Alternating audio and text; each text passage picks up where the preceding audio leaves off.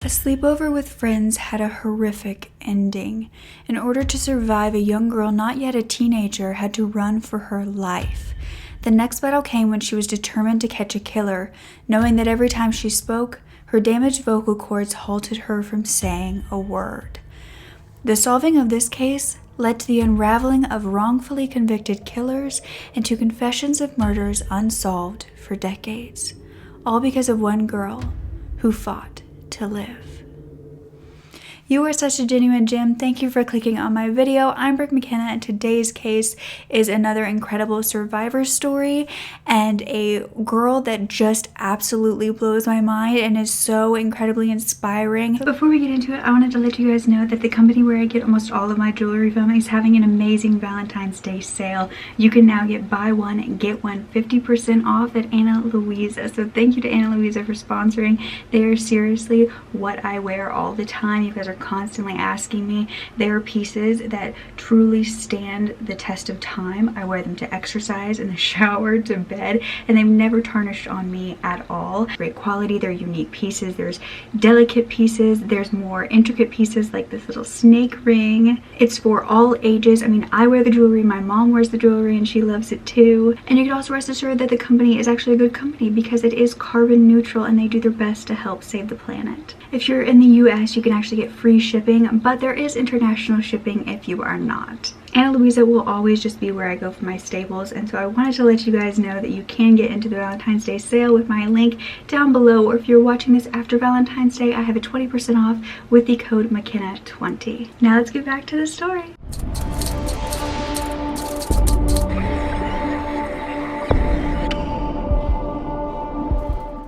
So it was 1999 in Texas, and the Harris family lived in Del Rio. They had 4 children, including a 13-year-old Kayleen, who went by Katie. Now, Katie was said to be super loved and popular by people at school, people at home. She was a beautiful and outgoing girl. But that December, Katie decided to have a sleepover with a friend, and that friend she was inviting was 10-year-old Krystal Surles, and she was actually a friend from out of town. You see, Krystal and her family lived in Kansas, but they were planning to move very soon to Texas in Del Rio. And so their parents really wanted them to get to know people in the area, and they came across Katie and the Harris family, and so Krystal was going to spend the night at her new friend Katie's home. However, she wasn't going to be the only one because Krystal's younger sister, who was a 7-year-old, would tag along. Now, this was New Year's Eve, December 31st of 1999. Happy 2000! And around 6 a.m. in the new year, Krystal and Mark's mother, Pam, would receive a call back in Kansas. She was immediately asked if they could life flight her daughter to San Antonio. Now, she immediately said absolutely and wanted to know where they were going. Now, the hospital that had called Pam, Valverde ER, told her that her daughter had been attacked. Her throat had been cut. She was fighting for her life, and they were going to send her to San Antonio to hopefully save her life. Now, while Pam rushed to the hospital to be by Krystal's side, she was informed that her other daughter was still alive. Her other daughter had woken up to find that there was a woman in her room staring at her, or not her room, the room she was sleeping in at the Harris home, and this woman was just staring at her, and she immediately handed her clothes, told her to get dressed, and that they had to go.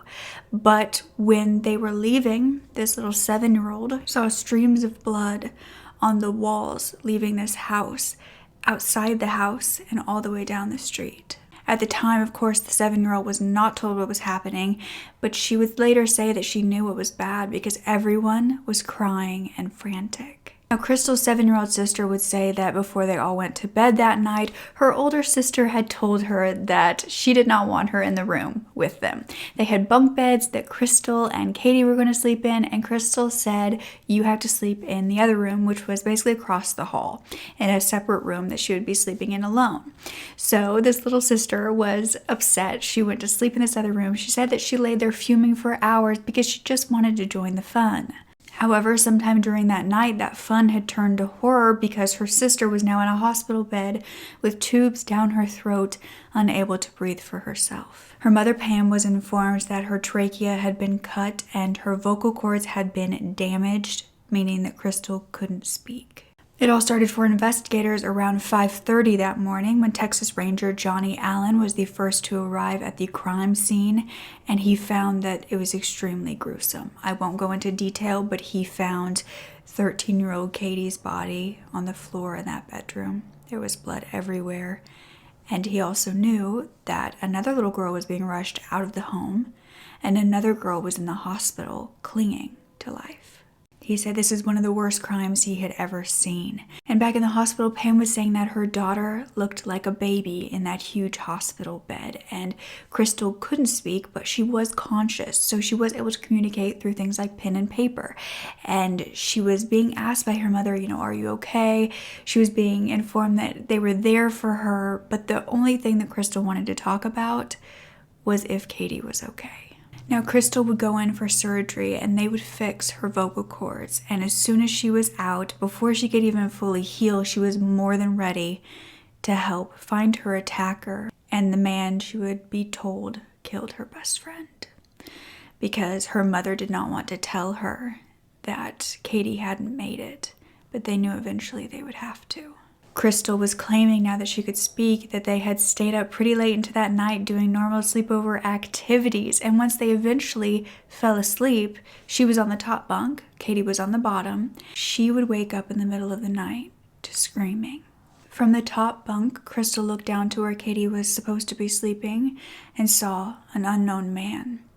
And that is when she stayed very quiet. She tried to kind of hide herself. She just peeked her head over so she could see.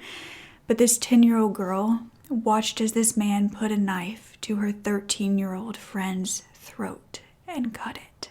And I could see that there was this scary older man that I'd never seen before. He had a hand on her mouth and the knife on her neck, and she's looking at me, and he just cut her throat and she fell to the ground. Krystal hid under the covers. She didn't move. She said that the man started to leave, and then he turned around suddenly. They made eye contact, and he rushed back at her. Krystal moved to the opposite side of the bed near the wall, hoping to be able to get away from his grasp. However, he could still reach her, and he brought the knife up to her own throat.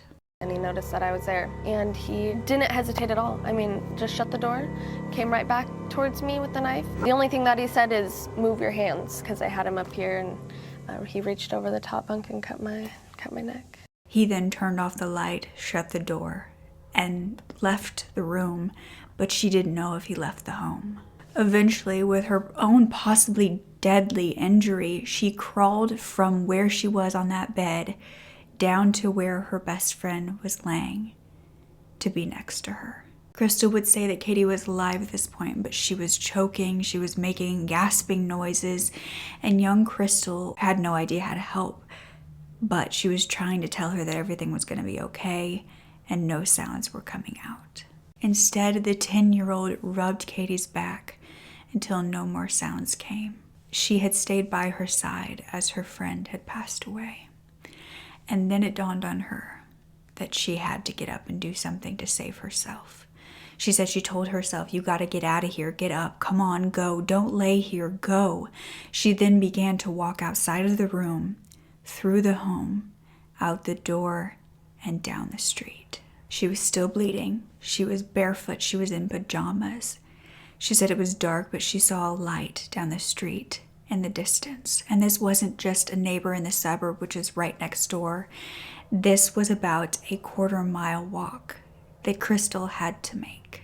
Once she arrived, she was banging on the door, and a man was yelling at her through the door all these questions that she couldn't answer, but finally he did open the door and would call 911 for her. Krystal had written a blood-stained note to him saying, the Harrises are hurt.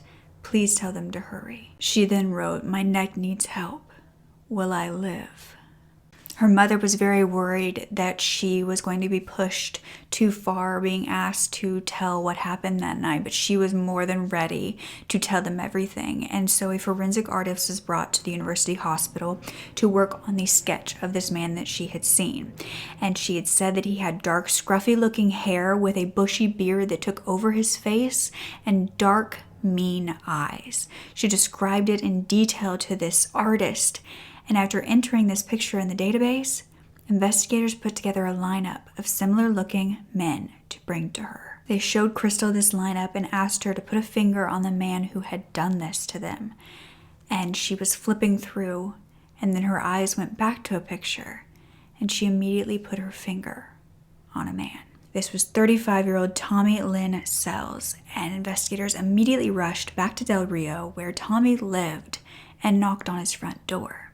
Now, he did not answer, but the door was unlocked, so they forced inside the home, and they were met with a chilling statement. Because Tommy would say, "I'm glad I finally got caught. I was tired of doing this." On January 2nd of 2000, Tommy Lynn Sells was officially arrested for murder and attempted murder, but he was already a known criminal. He didn't resist his arrest or ask even what he was actually caught for. So Tommy then confessed to breaking into the Harris home that night. In fact, he went to the scene with officers to tell them exactly how he did it. He also told investigators what the murder weapon was and exactly where he had thrown it, which was in the brush beside his residence, and it was found to be an 11-inch butcher knife. And I opened the window all the way up, well, about like this, and I climbed in. Okay. And I stabbed her here, and then she like jumped back, and then I cut her like this right here. But this wasn't all he was going to admit to. It turned out that the 10-year-old survivor had caught a serial killer.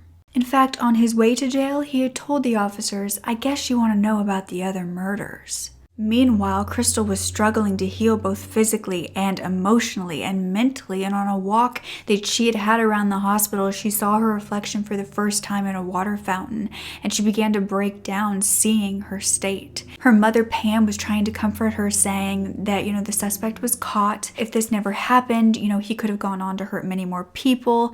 But to Krystal, she was still trying to come to terms with what happened at all. I am very sure he thought he killed me. To be honest, he seemed blank. I mean, there was no emotion. It wasn't hard for him. All he would say is, "Move your hands." It was just, after what I'd seen him do, he had no emotion in his eyes. Tommy willingly told the police exactly what happened that night. He said the window was accidentally left open. He saw 2 girls sleeping in the bunk beds, and so he went inside and he headed to Katie on the bottom bunk first. He then cut off her underwear and her bra and tried to assault her, but she jumped back and screamed that he had cut her, and that is when he put his hand over her mouth and slit her throat. He then stabbed her more than 16 times, and then he went back to go after Krystal. But this monster's history started when he was born on June 28th of 1964, and this was actually with a twin named Tammy. They were born to a single mother with 3 other siblings living in St. Louis, Missouri. And about a year and a half old, Tommy lost his twin Tammy to spinal meningitis, and he would then be almost adopted by his aunt, who was taking care of him for a while until his mother took him back in and began raising him again. Now, it was believed that Tommy started his criminal record with petty theft, and he was drinking and using drugs as a kid at the age of 7 years old. He was then allegedly groomed and assaulted by a local man named Willis Clark, who was later found guilty of child molestation. And by 10, he stopped attending school. By 13, he actually got into his grandmother's bed while he was naked. And this is said to be when his family up and moved and left him behind, not wanting anything to do with him. He then was said around this time to pistol whip a woman until she was unconscious. He allegedly escalated to murder at 17 years old when he broke into a home of John Cade Sr. and then murdered him. When he was 17, he did move back in with his family for a while until he tried to sexually assault his mother and was kicked out. For the next 20 years, Tommy said that he went from state to state, killing men, women, and children. That he would hitchhike, he would train hop all across the United States. He also worked as a traveling carny, or working for the carnival. Now, this is where the story gets very muddled, because what we have from Tommy is a confession of a lot a lot of victims, and we cannot confirm most of them. And so I will give you some of their names and stories as to the ones that he confessed to, but there were around 70 in total. And as you'll see, he was not tried for more than 2 of them. When he was 19, he allegedly shot a man named Hal Atkins, who did end up surviving. This was another survivor. But the next year, he allegedly killed a mother and a 4-year-old daughter named Colleen and Tiffany Gill. When he was 21, he killed Anna Court and her 4-year-old son, Rory, allegedly. He claimed that she was stealing from him when he spent the night at her home, and that he beat her to death with her son's baseball bat and then killed him to make sure he wasn't a witness. He was imprisoned for theft around this time, and he was also diagnosed with substance use disorder, major depressive disorder, and bipolar. 2 years later, in 1987, New York, he allegedly murdered Suzanne Courts, and then 5 months later, he allegedly drugged Stephanie Stroh with LSD before strangling her and encasing her feet in cement and then dumping her body in a hot spring. Though her body has never been found, this is something that he said he did. Then the next month in Illinois, he confessed to killing 4 members of the Dardine family. And due to the inaccuracy of some details, it's unknown if this is true. However, most of these murders, it's unknown if they were true either. But with the Dardine family, Tommy said that their father Keith had picked him up while he was hitchhiking and offered him dinner.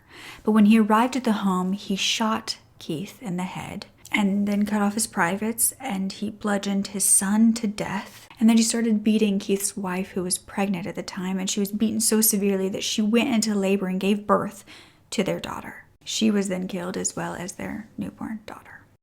I wonder if you could just tell me what happened as you were killing her. Did she give birth to a baby? You know, you're pushing your luck. I'm sorry.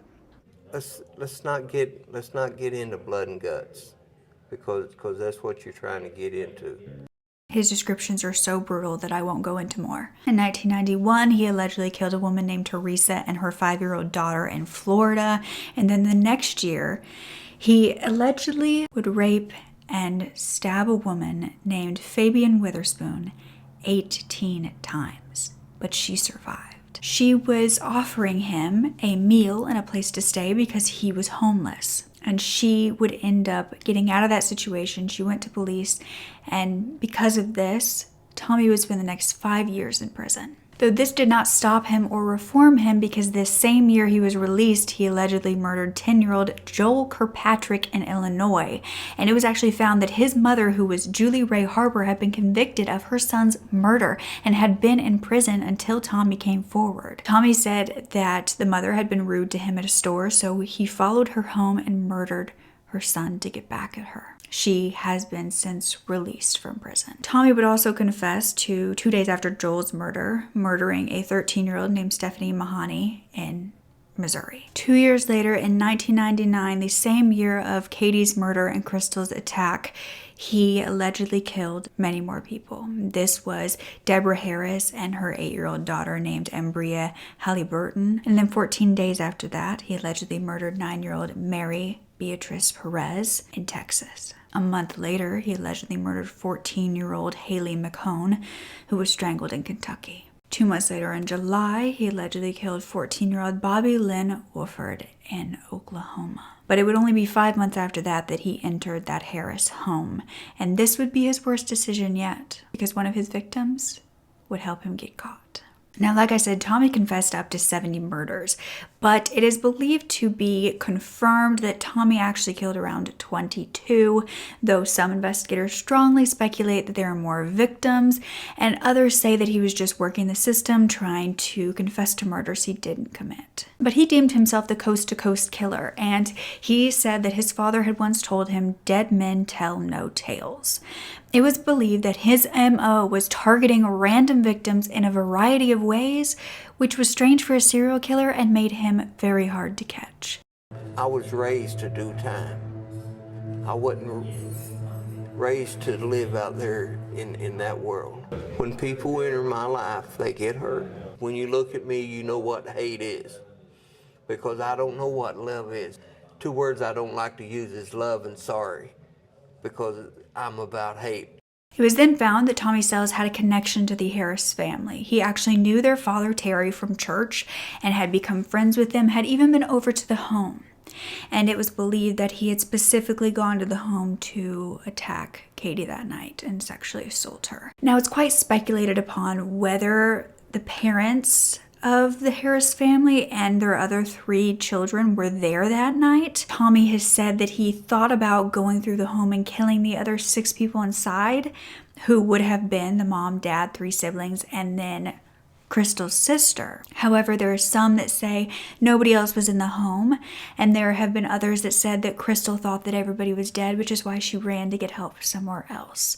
So I cannot be certain on the truth here. At a press conference, Krystal would tell the world that she believed Katie had helped her through everything, that her soul came up and stayed with her. She said that she couldn't get the picture of that man out of her head, and when they sketched him perfectly, she was absolutely amazed. But she says that people were calling her brave, and she just felt lucky. Her mother, Pam, would end up going to the crime scene before it was cleared because she wanted a better understanding of what her daughter had gone through, and she was saying that she couldn't describe how helpless she felt seeing the little bloody handprints that her daughter had made. After this, they headed back to Kansas to fully have Krystal heal. Though Tommy was not charged with his many crimes, the trial for the murder of Katie Harris and the attempted murder of Krystal Surles was aiming for the death penalty. Krystal was going to testify, and Tommy wanted to be out of the room when she did so, but she insisted that he stayed. She said, "I felt fine to know that I had to eventually see him because I felt like he couldn't conquer me, you know? He had his chance and he obviously didn't do what he wanted, and now look at him. He was going to be in that trial room because of me, and I liked feeling that power. I just had such a mindset that this is what I wanted to do, and this is what I had to do. I put my thoughts towards Katie, like this is for Katie. She deserves this." Krystal would detail exactly what happened to Tommy and to the courtroom. She would say that the day of the trial, she woke up and she told herself that she could do it. She then asked her mom not to cry because it would distract her. And her lawyers asked her, "Do you want to walk past Tommy or go another way?" And she said that she would walk past him because she wasn't scared of him. She was even pointing him out, looking straight at him, and he refused to look at her. Krystal did eventually begin to cry, thinking about what had happened, and so they had a quick break, but she wasn't done. After that, she got back on the stand. She showed the jury her scar, and she said that when Tommy walked up to her, she actually held up her hands to protect her neck because she was worried that he was going to do the same thing he did to Katie, and he did try. No one dared to do a cross-examination, and so only an hour and 10 minutes of deliberation later, he had gotten a guilty verdict. A few more hours of deliberation, and Tommy Sells was sentenced to death. Krystal and her family said they weren't the type of people to wish death upon anyone, and they felt awkward to feel good about something so bad. And Texas Ranger Johnny Allen, who had been with this case from the beginning, said it was almost as though he received that death penalty for all of the other homicides that he committed and wasn't tried for, that he was an animal inside a human body. Now, while on death row in 2003, he was charged with Stephanie Mahoney's murder, but never went to trial for this. However, he pled guilty to killing 9-year-old Mary Beatrice Perez and was sentenced to life for this. Now, I did find a little bit more about Mary's case, and on April 18th of 1999, she was with family celebrating Fiesta when she simply vanished. She was found a week later, but her murder went unsolved until he did confess. Now, Tommy was interviewed for Investigation Discovery's Most Evil, and I will let you listen to what he describes as his motive. I like to use a knife. A gun is too violent, too noisy, but just fit my hand well. I don't have no feelings no more. And I like to watch the eyes fade, the pupil fade. It's just like setting their soul free. I think every time I killed that guy that molested me all them years. I seen that in my mind over and over. 11 years later, on April 3rd of 2014, Tommy Lynn Sells was executed. In attendance was Katie Harris's family, as well as Mary B. Perez's family, and Krystal Surles. Now, she was around 24 at this time. There was also said to be friends of Tommy's who were there, and he smiled at them, but then he refused to say anything before he was executed. How many people have you killed? Lord, I don't know. I don't know. 10? Yeah, 20? probably. 30? It's up there. 50? But see, I'm not Billy the Kid making notches on my holster, so I know it's been a lot. Do you remember the little girl who survived? Yes. There's not a day that goes by that I don't think about her. What did you do to her, sir? Her neck was cut How did you do that? with a knife. Do you have anything to say to her, the little girl who survived? I guess you'll relay this message too. I don't think she really wants to hear what I got to say. But this story isn't about him. It is about his victims, including Katie and Krystal. With Krystal, there was a reason that she had survived this, how she was so resilient. And it turned out that she had basically been surviving her entire life. You see, her parents would admit that 5 years ago, they were using drugs. They were getting in trouble a lot. They were fighting all the time. And during that time, Krystal was 6 or 7 years old, and she was said to be the mom and the dad. She cooked for everybody. She bathed everyone. She did school. She got them up for school. She took care of the babies. She would do so much that she did not have time to take care of herself. She said that she was a stinky girl at school. She didn't have time to shower. She was always walking and late to school because she was trying to get everybody else where they needed to be. And she was only 6 or 7. Her sister Amber would say that she cared for them more than she cared for herself. And eventually their dad did go to prison for the drugs, and he was actually in there when his daughter was attacked. Pam, her mother, eventually did get clean and divorced their father, Mark, and her mom said that Krystal has been a survivor her whole entire life, and it's most likely why she survived that day. That's just so heartbreaking to hear. And her other sister, who was in the home that night, would say that she was always fighting with Krystal during that time. They had such a big age difference. They didn't get along well. She thought that Krystal was just bossy, but she also knows now that she wouldn't have made it like Krystal did. And if she was in the room that night, she would have died. She says she's lucky to have an amazing sister who survived. And Krystal was able to reunite with her sisters, and they are said to be even closer than they once were. In fact, for the next 2 years, they were all said to sleep in the same exact bed. And Krystal was saying that she didn't really sleep that much. She was always looking for exits, making a game plan in case somebody came in, that she would always reach over and make sure that her family members were breathing. But in 2015, another possible victim of Tommy Sells was named. You see, a woman heard about Tommy on an episode of Crime Watch Daily and believed that her mother was murdered by him. This was back in 1982, which was around the time of his crimes, and Joanne Tate was killed inside of her home, where her 7-year-old daughter Melissa and 4-year-old daughter Renee were both stabbed but survived. Now, her daughter Melissa had testified against a man named Rodney Lincoln, and he was sent to prison for the murder. However, she now believes that Tommy was the killer. And Rodney's sentence was commuted because of this, and he was released. But just when Krystal and her family thought the attacker was gone and everything was over with, another man was sent to prison because of the bravery of Krystal.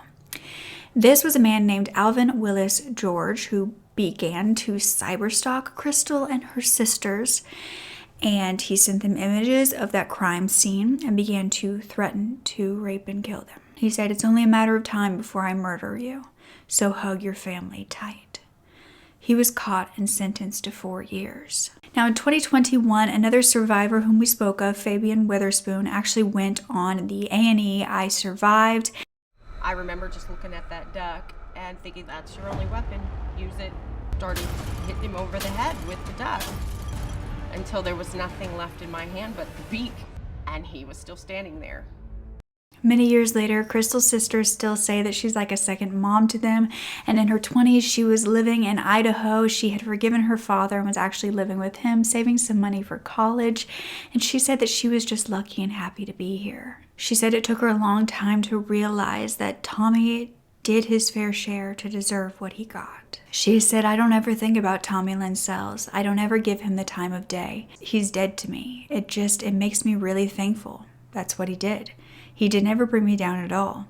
And these are happy tears. I'm just glad to be here. She would be around 32 years old today, and not much is known about her life, but perhaps that's exactly how she wants it. I truly hope with all of my heart she is happy and healing, and as well as her family, as well as the families of all of these possible victims and the other survivors that are out there, possibly ones we don't even know about. It's just a very heartbreaking case that a lot of these people were being toyed with. If it wasn't true that he murdered their family members, it makes it so that we'll never know what the truth really was and how many he really killed. But overall, this is about the little girl who ended up catching a serial killer, all because she went to a very horrific sleepover and had her best friend taken from her. So please leave your kind words to Krystal, as well as the other survivors, the other possible victims. I'm glad that the world no longer has to worry about Tommy Lynn Sells roaming the streets. So maybe think about getting your Valentine Ana Luisa this year, because you can buy one, get one 50% off. Just click that link below. Don't ever forget to speak up. Your voice is powerful enough, and I love you to absolute pieces. Okay.